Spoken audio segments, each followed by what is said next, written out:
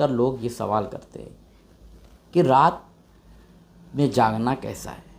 دیکھیے، رات میں جاگنے میں کوئی حرج نہیں ہے، لیکن اگر آپ رات میں جاگ رہے ہیں اور آپ کو رات میں جاگنے کی وجہ سے آپ کی صبح کی نماز فجر یعنی اگر قضا ہو جا رہی ہے تو پھر آپ کو رات میں جاگنا بھی جائز نہیں ہے۔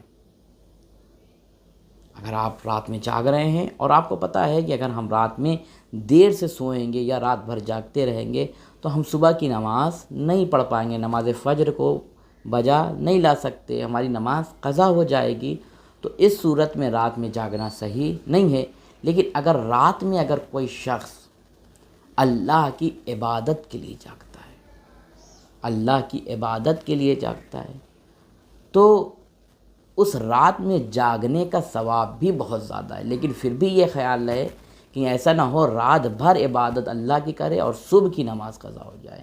تو ظاہراً جو رات بھر اللہ کی عبادت کرتا ہے اس کی نماز صبح کی پھر قضا نہیں ہوتی۔ اور پھر کہتے ہیں جو شخص رات میں جاگتا ہے، رات میں جو شخص جاگتا ہے، پروردگار اس سے بہترین تحفے عطا کرتا ہے۔ اب وہ بہترین تحفہ کیا ہے؟ جو لوگ رات میں ذکر خدا کر کے جاگتے ہیں، کرتے کرتے جاگتے ہیں، اللہ انہیں بہترین تحفہ دیتا ہے۔ ان کا تحفہ کیا ہوتا ہے؟ وہ تحفہ اولاد ہو سکتی ہے، وہ تحفہ رزق ہو سکتی ہے، وہ تحفہ تمام بیماریوں سے بچنے کا ایک بہترین تحفہ اللہ دے دے گا اگر کوئی شخص اللہ کی عبادت کرنے کے لیے رات میں جاگتا ہے۔ پھر امام علی علیہ السلام فرماتے ہیں کہ 3 کام کے لیے رات میں جاگنا صحیح ہے۔ کس کے لیے؟ علم حاصل کرنے کے لیے۔ رات میں مطالعہ کر رہے ہیں، کتابیں پڑھ رہے ہیں، علم کو حاصل کر رہے ہیں تو رات کو جاگنا صحیح ہے۔